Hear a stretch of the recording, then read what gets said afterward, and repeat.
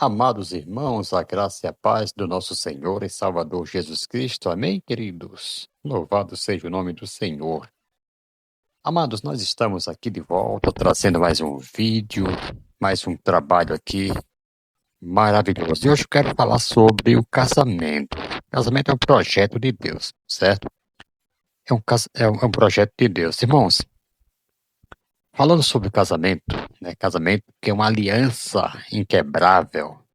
Eu quero usar aqui como um texto base Mateus 19, versículo 6, que diz assim, ó, portanto, que Deus uniu, o homem não separe. Ok, irmãos, queridos e amados irmãos, hoje nós vamos falar sobre algo que é precioso aos olhos de Deus, que é o casamento. Ele não é apenas uma formalidade ou um contrato humano, não, de maneira nenhuma. Desde o Éden, Deus instituiu o casamento como uma aliança sagrada, refletindo a união de Cristo com a igreja. Portanto, irmãos, quem quebra esses princípios aí está quebrando os princípios de Deus. Nós vivemos tempos em que muitos têm banalizado o casamento, né, separando-se e casando novamente, mesmo com cônjuges vivos. Sabia que tem muitos que fazem isso com os cônjuges vivos, casam novamente.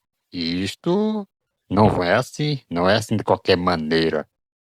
Mesmo com cônjuges vivos, eles fazem isto.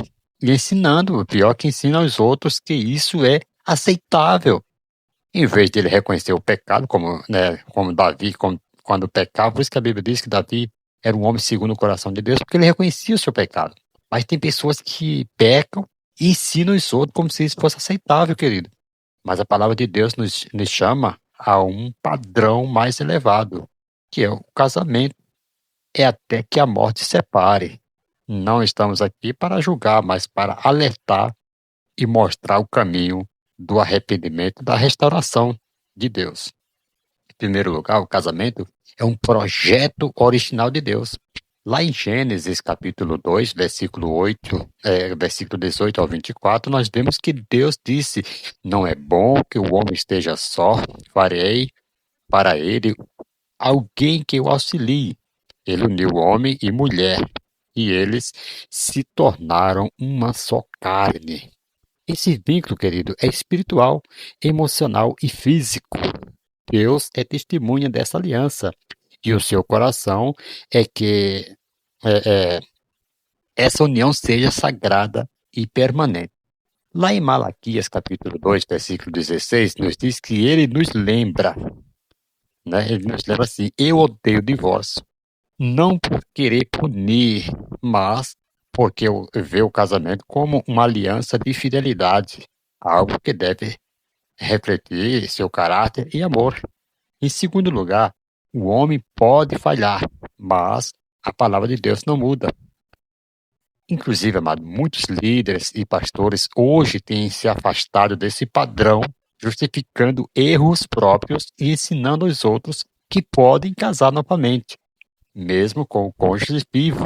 Mas a palavra de Deus é clara. Lá em Romanos capítulo 7, versículo 2, versículo 3, ensina que o vínculo conjugal dura até a morte. Dá para você entender isso? Dá para você perceber isso aqui na palavra de Deus, interpretando aqui a palavra de Deus? Muitos só interpretam a palavra de Deus naquilo que lhe agrada, que lhe apraz, né? 1 Coríntios, capítulo 7, versículo 11, 10 e 11, diz que a separação só pode levar à reconciliação ou a permanecer solteiro, né? O caminho correto não é justificar o erro, mas confessar, né? Assim como fez Davi em Salmo 51, ele pecou, mas se arrependeu e voltou para Deus. Paulo também nos adverte em 1 Coríntios 9, 27, ao ensinar aos outros, né? Precisamos subjugar nosso corpo e nossa vontade, para que não venhamos a ser reprovados. Então, queridos, o erro do líder não pode se tornar um padrão a ser seguido. Em terceiro lugar, o caminho do arrependimento e da restauração. Deus não nos abandona, mesmo quando falhamos. Ele chama todos ao arrependimento, né? Como vemos em Atos 13:19, arrependei-vos e convertei-vos para que sejam apagados os vossos pecados e venham assim os tempos de refrigério pela presença do Senhor. Então, o casamento pode estar quebrado, mas a graça de Deus pode restaurá-lo, né? Pense em um vaso, né, de barro que caiu e se quebrou. Aos olhos humanos está perdido, mas o oleiro verdadeiro pode juntar cada pedaço e fazer o vaso, às vezes até mais bonito do que antes. Assim é o casamento. Quando há arrependimento e perdão, Deus pode restaurar o que parecia impossível. Portanto, amado, o perdão é o caminho que Cristo nos ensinou. Perdoar quem nos feriu é mais que um ato humano, é refletir o perdão que recebemos dele.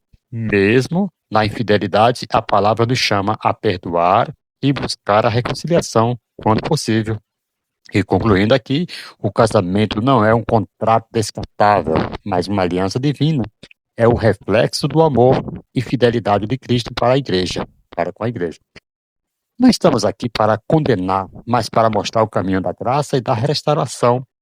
Quem errou, confesse, arrependa-se e busque reconstruir o que Deus uniu. Quem ainda não errou, cuide e preserve este tesouro com sabedoria e amor.